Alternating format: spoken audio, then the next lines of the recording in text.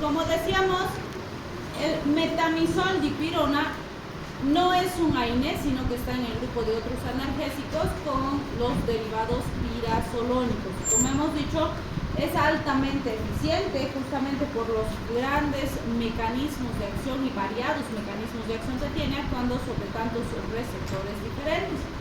Sí hay que usarlo con cuidado, en general los reservamos, como habíamos mencionado en la clase anterior, para situaciones de emergencias, para situaciones complejas donde los AINES no han sido suficientes, ¿sí? Entonces, muy importante usar dipirona con cuidado. En algunos países se ha dejado de usar dipirona justamente por este riesgo de displasias sanguíneas, por la leucopenia, la granulocitosis que se han descrito en los pacientes. No es un efecto adverso común, pero pues sí está produciendo algunos riesgos en ciertos grupos poblacionales. Entonces, algunos países han optado por no usar más dipirona. Aquí sigue siendo una gran herramienta en nuestros servicios de emergencia y se sigue utilizando. Bien, a partir de aquí vamos a empezar a ver a los FARMES, o también conocidos como ARMES. ¿Qué significa la sigla? Lo hemos dicho al principio del capítulo, ¿no? Fármacos modificadores de la enfermedad reumática. En realidad los FARMES o ARMES, como está ahí, han sido diseñados pensando en el paciente con artritis reumatoide, ¿sí? Entonces, a ellos es a los que se ha tratado de ayudar o darles mejores oportunidades de tratamiento con los FARMES. Como dijimos, los FARMES, primero, en general son tratamientos tóxicos porque actúan a nivel de cambio en la expresión génica de la célula. En segundo lugar, se ha logrado minimizar un poquito los efectos adversos y el riesgo de toxicidad, modificando los intervalos de administración. En general son fármacos que no se usan todos los días, sino cada semana, cada 2 semanas, una vez al mes, una vez cada 6 meses, una vez al año, dependiendo del fármaco que estemos utilizando. Eso los vamos a ir analizando. Vamos a iniciar con el abatacept, que fíjense, en condiciones normales sabemos que la célula presentadora de antígeno le presenta al linfocito T el antígeno y le dice, mira, esto tienes que destruir. Y esa presentación se produce a nivel de las subunidades CD80 y CD86, y en el linfocito T el reconocimiento se produce en la subunidad CD28. Entonces, ¿cuál es el problema en un paciente con artritis reumatoide, con una enfermedad autoinmunitaria? Que su célula presentadora de antígeno se equivocó y lo que le presenta para destruir es su propio tejido, ¿sí? Le presenta su propio cartílago, su propio hueso, y por eso el sistema inmune pues destruye el propio tejido del paciente y le va a generar deformación, alteraciones al paciente. Entonces, lo que hacemos cuando usamos estos fármacos es bloquear esa presentación del antígeno, es decir, el fármaco bloquea la subunidad CD80 y CD86, evitando la presentación del antígeno. ¿Cuál es el resultado? Disminuir la destrucción mediada por el sistema inmune. No la anulo por completo, pero sí la disminuyo para que no destruya tanto, ¿sí? Fíjense, se da una dosis inicial, la segunda dosis se da a las 2 semanas, la tercera dosis a las 4 semanas y la cuarta dosis al mes. Y a partir de esa dosis se administra una sola dosis por mes. Entonces se inicia con 500, se va subiendo a 750 y luego se procede a dar 1 gramo o 1000 miligramos. Y después se da 1 gramo por mes y con eso tenemos buen efecto en el paciente, ¿sí? Evidentemente hay efectos adversos significativos porque vamos a generar una supresión del sistema inmune del paciente. Entonces el riesgo principal, lógicamente, es el mayor riesgo de infecciones respiratorias. Pueden aparecer infecciones oportunistas, generar cuadros graves, sobre todo si se combinan distintos fármacos. Por ejemplo, si se combina el abatacept con inhibidores de factor de necrosis tumoral alfa, entonces la infección respiratoria puede ser mucho más ambulosa y más difícil de manejar. También se han visto reacciones de hipersensibilidad, anafilaxia, y se cree que pueden relacionarse a la aparición de linfomas, aunque esta información no está completa. Se cree que hay relación, pero no hay algo que vincule de forma directa al fármaco. Otro fármaco que tenemos en este grupo es la azatioprina. La azatioprina se usa de 1 a 3 miligramos por kilogramo por día. Se hace cálculo kilo-peso aún en el paciente adulto. ¿Qué hace la azatioprina? Actúa como una 6-tioguanina y lo que va a hacer es suprimir la síntesis de ácido inosínico, disminuye la actividad de las células B, por lo tanto disminuye la respuesta humoral del paciente, también disminuye la actividad de los linfocitos T, disminuyendo la respuesta celular, disminuye la producción de inmunoglobulinas y la secreción de interleuquinas 2. Vale decir, actúa en varios pasos importantes de la respuesta inmune del paciente, inmunosuprimiéndolo. Obviamente es una inmunosupresión controlada, vamos a decir, de modo que no se destruya tanto, pero que le dé, si quieren, una evolución más lenta a la enfermedad autoinmune, ¿sí? Entonces se ha probado con buenos resultados en artritis reumatoide, artritis psoriásicas, artritis reactivas, polimiositis, lupus y enfermedad de pecho. Una pregunta, doctora. O sea, estos fármacos solamente ayudan a nada más que enfermedad. Se podría decir que es un tratamiento que va a parar la enfermedad. No, todas las enfermedades autoinmunes, como nos dicen los reumatólogos, se controlan pero no se curan. Y aunque hagas un muy buen tratamiento, no puedes evitar la evolución de la enfermedad. ¿Por qué? Porque para evitar o para curar, tendrías que eliminar al sistema inmune. Y eso es algo que no podemos hacer, porque necesitamos que ese sistema inmune nos siga protegiendo de otras enfermedades. Entonces, lo que hacemos básicamente con todos estos fármacos que estamos mencionando es disminuir la intensidad del sistema inmune, pero no a cero. Por decirte, en vez de que trabaje al 100%, trabaja al 80%. Destruye menos, destruye más lento, pero igual destruye, porque no lo puedo anular, porque lo necesito, ¿sí? Entonces, todas las enfermedades autoinmunes hoy no tienen cura, pero sí se pueden controlar, ¿sí? ¿Qué me va a permitir controlar la enfermedad? Darle más años de calidad de vida al paciente. Si no hago tratamiento, probablemente la deformidad, la impotencia funcional, etcétera, aparezca en un año, rápido. Pero si yo hago buen tratamiento, puedo hacer que eso aparezca en 5 años, en 10 años, y le voy a dar más calidad de vida por más años al paciente. Pero más que eso no puedo hacer. No lo puedo curar. ¿Sí? Y en general, quienes van a manejar a estos pacientitos van a ser nuestros reumatólogos. ¿Sí? Bien, entonces fíjense, ¿qué efectos adversos puede haber con azatioprina? Supresión de la médula ósea, trastornos gastrointestinales, más riesgo de infecciones. Sí se ha hecho una relación directa del fármaco con la aparición de linfomas, entonces sí puede producir la aparición de linfomas como complicación grave en el paciente. En raros casos se ha descrito fiebre, exantemas y hepatotoxicidad, pero siempre hay que vigilar con todos los fármacos la función hepática, función renal cada cierto tiempo en el paciente. Fíjense, en este grupo también está la cloroquina, la hidroxicloroquina, fármacos que clásicamente los hemos conocido para el tratamiento de malaria. ¿Se siguen usando? Claro que sí. La cloroquina, primaquina siguen siendo los fármacos de primera elección en nuestro esquema de malaria. Tenemos programa de malaria. Pero fíjense, la hidroxicloroquina es la que más se usa de este grupo, y en pacientes con lupus se usa de 200 a 400 miligramos por día, y esto se puede distribuir entre cada 12 o cada 24 horas. En artritis reumatoide ha dado muy buen resultado, entre 400 a 600 miligramos día, ¿sí? En general, por ejemplo, cuando se pretendía, porque este grupo también se ha usado en pacientes con COVID, recuérdenlo, se ha usado por este efecto inmunomodulador y porque también se creía que este grupo de alguna forma interfería en la introducción del virus o el material genético del virus a la célula infectada. Entonces se ha usado en COVID.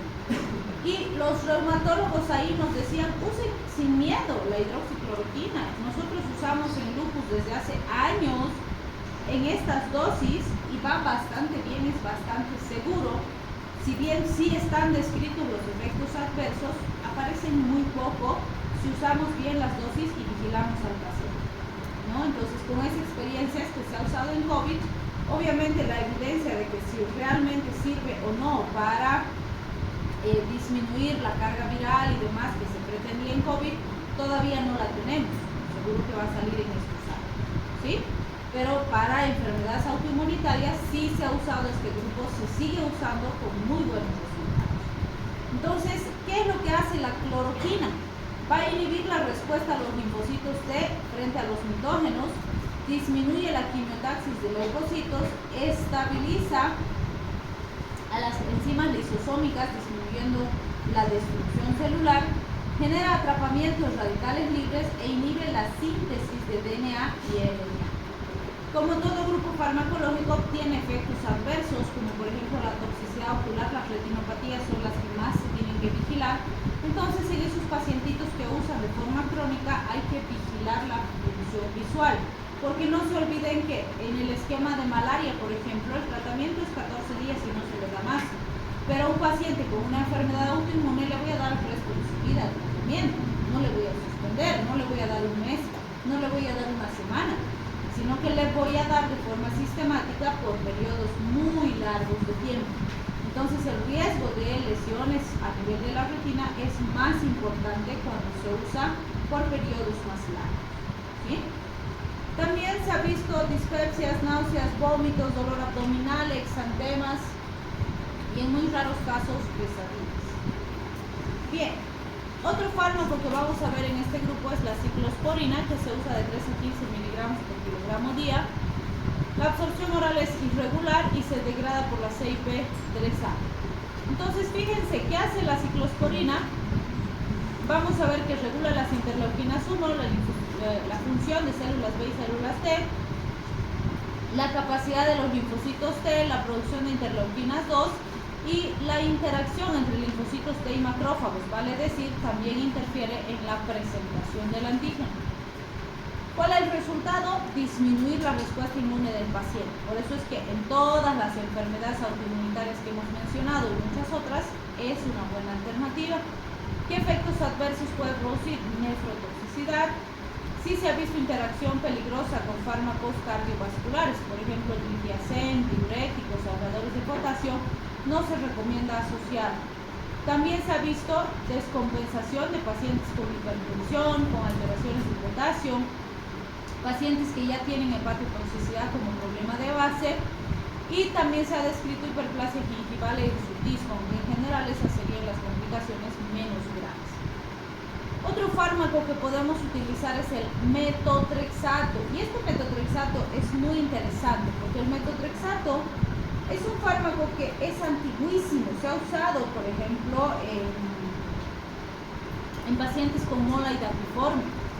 Si se acuerdan, en bioquímica veíamos un poquito la mola hidatiforme y hablábamos del metotrexato, porque vamos a ver que en esa situación se usa como quimioterapia, porque al afectar la vía del folato evita la síntesis de material genético de la célula. En este caso las dosis son muy diferentes, son muy bajitas y se usa además una sola vez por semana. Se usan dosis bajitas una vez por semana. ¿Por qué? Porque se han hecho estudios donde se comparaba usar todos los días dosis bajita versus usar dosis bajita una sola vez a la semana. Y cuando se comparaban los efectos terapéuticos, resulta que no había diferencia significativa. En ambos casos, usando una a la semana y todos los días, el resultado era básicamente el mismo, ¿sí? Pero cuando se compara los efectos adversos, usando todos los días hay muchos efectos adversos, sobre todo la hepatotoxicidad, y usando una sola vez por semana, la hepatotoxicidad es mínima, ¿sí? Entonces eso ha permitido que se use una sola vez por semana con excelentes resultados. Y actualmente en todas las enfermedades autoinmunitarias va bastante bien. ¿Qué decimos? En el caso del metotrexato, ¿qué mecanismo nos interesa aquí? La inhibición de las citocinas proinflamatorias, la inhibición de esta enzima, que es la sintetasa de timidilato y transformilasa del ribonucleótido aminimidazol carboxibenzamina, no necesitan aprenderse de memoria el nombre. y la inhibición de la proliferación y estimulación de la apoptosis de las células inmunes. Entonces, básicamente con esto disminuye la respuesta inmune del paciente. ¿Sí? ¿Qué efectos adversos puede producir? Náuseas, úlceras, hepatotoxicidad, que es muy significativa. La gastrotoxicidad es muy importante. En general, cuando el paciente usa metotrexato, hay que proteger la mucosa gástrica, usar omeprazolcito, ranitidina, mejorar la alimentación, etc. En casos rarísimos se ha descrito cirrosis, reacciones pulmonares y es potencialmente teratogénico. Es tan teratogénico que en general, mientras está tomando metotrexato, la paciente no debe embarazarse. ¿Sí? Es muy teratogénico. Tenemos también la sulfasalacina. Esta sulfasalacina vamos a ver que lo que hace es disminuir la presencia del factor reumatoide y las inmunoglobulinas A y M, suprimir la respuesta a linfocitos T, inhibir la liberación de citoquinas inflamatorias e inhibir la proliferación de linfocitos B. Vale decir, disminuye la respuesta inmune celular y humoral. Y los que actúan de esa forma son sus metabolitos. La sulfasalacina se convierte en sulfapiridina y ácido 5-aminosalicílico. Y estos metabolitos son los que van a disminuir su respuesta. Entonces, fíjense, va a ser útil en pacientes con enfermedades autoinmunes, en las artritis reumatoide y las espondilitis anquilosantes, es en las que más se ha probado, pero puede ser aplicable en cualquier enfermedad autoinmunitaria. Como efectos adversos se ha descrito náuseas, vómitos, cefalea, exantemas, anemias, metemoglobinemia, neutropenias, púrpuras trombocitopénicas. No se olviden que actúa como antifolato y eso nos explica este impacto que tiene en la médula ósea. También se ha descrito toxicidad pulmonar e infecundidad en varones. Otra alternativa que tenemos son los antagonistas del factor de necrosis tumoral alfa. Tenemos, por ejemplo, el infliximab, que se usa cada 8 semanas, o sea, cada 2 meses aproximadamente, una dosis. Actúa como un anticuerpo monoclonal de inmunoglobulinas G1 de forma quimérica y se une al receptor del factor de necrosis tumoral alfa. Y esto lo que va a hacer es que el factor de necrosis tumoral alfa, que es un mediador de la inflamación, no actúe.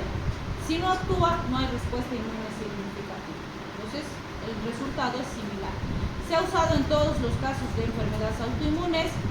Sí se pueden producir infecciones oportunistas, sobre todo de la vía respiratoria. Algo interesante de este grupo es que se pueden producir inmunoglobulinas antiquiméricas.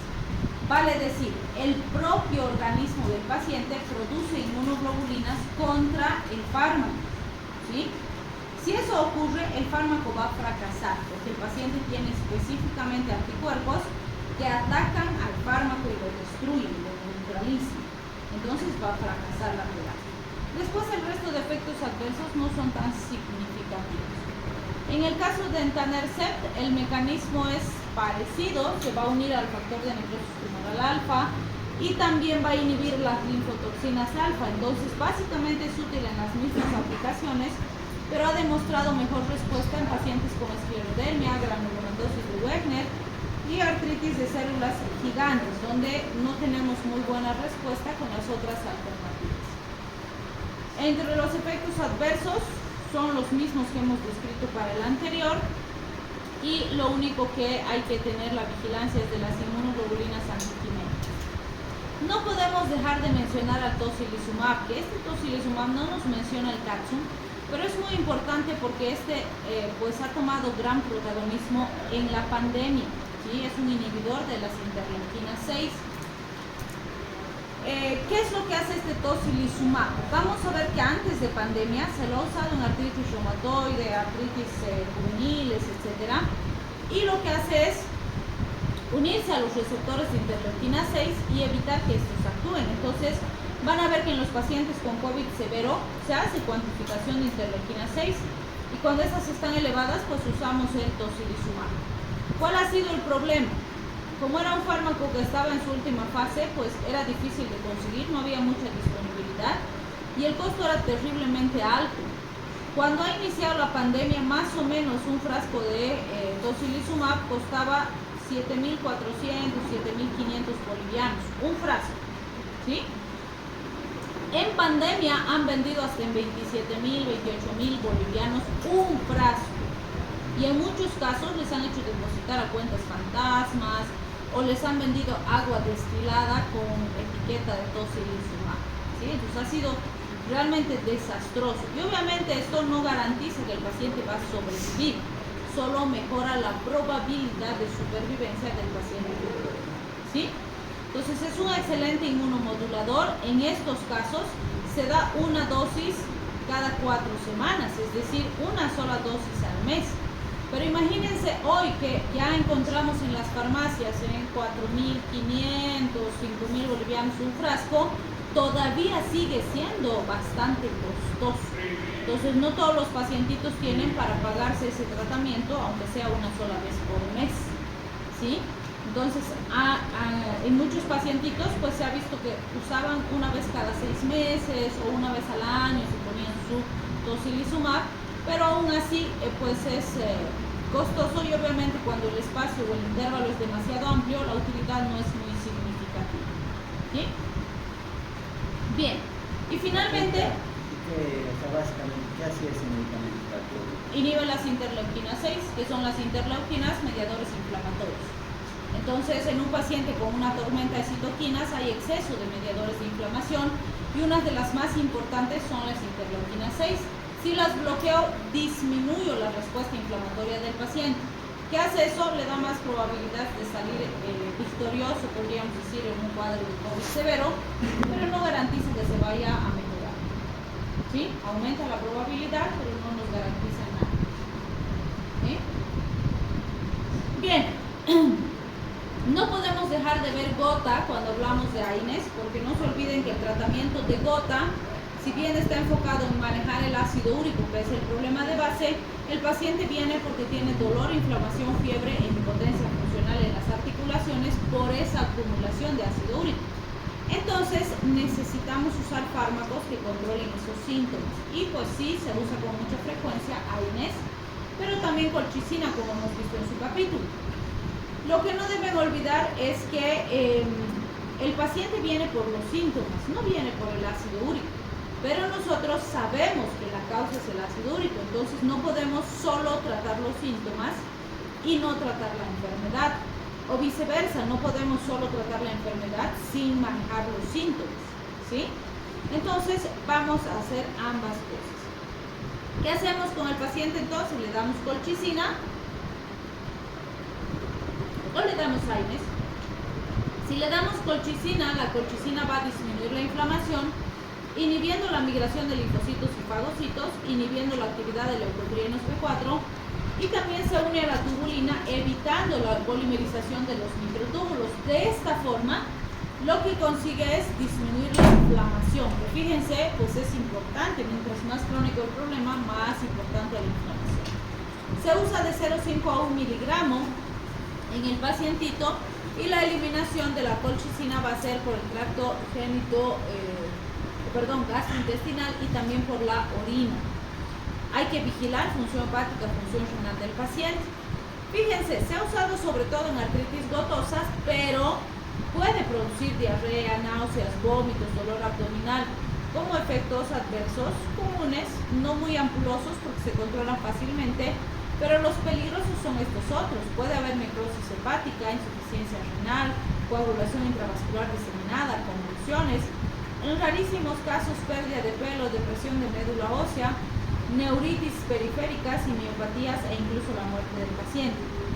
¿Qué es importante en relación a esto? Si bien son muy raros estos efectos adversos, los primeros son comunes, pero se han descrito casos de intoxicación por colchicina e incluso muerte de pacientes por intoxicación por colchicina.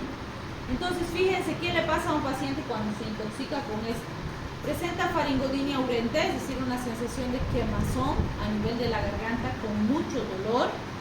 Vamos a ver que le sigue una diarrea sanguinolenta, que ya es un signo de mal pronóstico porque indica que el intestino ya está comprometido, ya está necrosado.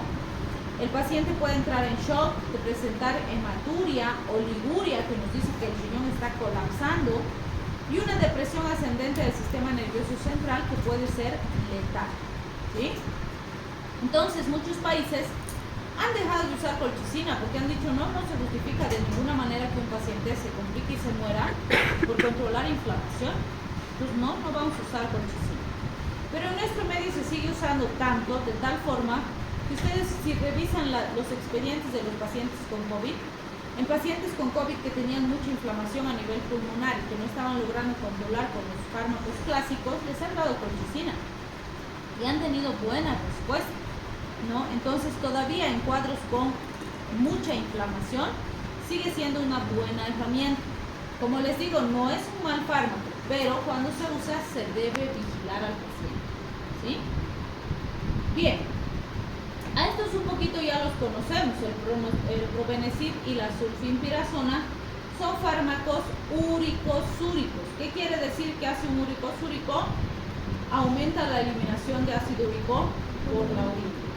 Entonces, del probenecid se usa de 0,5 a 1 gramo por día y la sulfimpirazona 200 miligramos día y se va subiendo progresivamente y se puede llegar hasta 800 miligramos por día, aunque lo habitual es manejar con dosis más bajitas.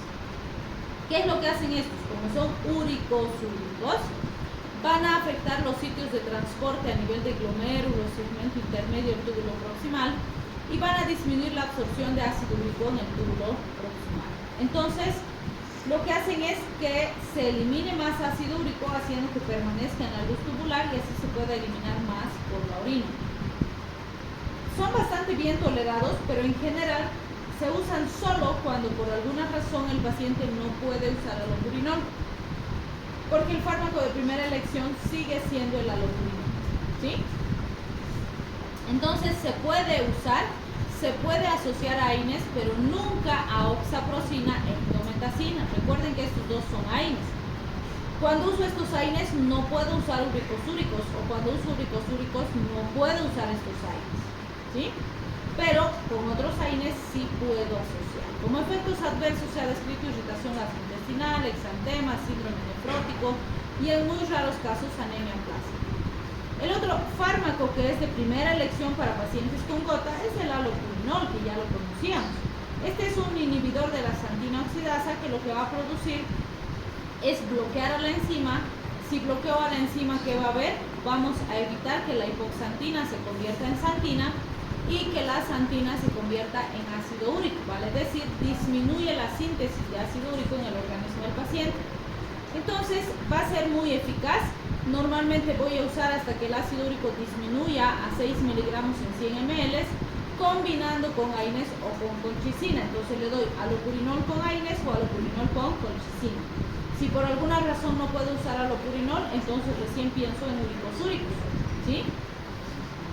Bien, si se ha visto irritación gastrointestinal, el alopurinol es muy gastrotóxico, entonces hay que evitar, diríamos, asociar con fármacos que nos lesionen la mucosa gástrica. De hecho, si asocio con AINES, tengo doble factor de riesgo para la mucosa gástrica. Entonces es muy importante usar protector gástrico, omeprazolcito, ranitidina, etc.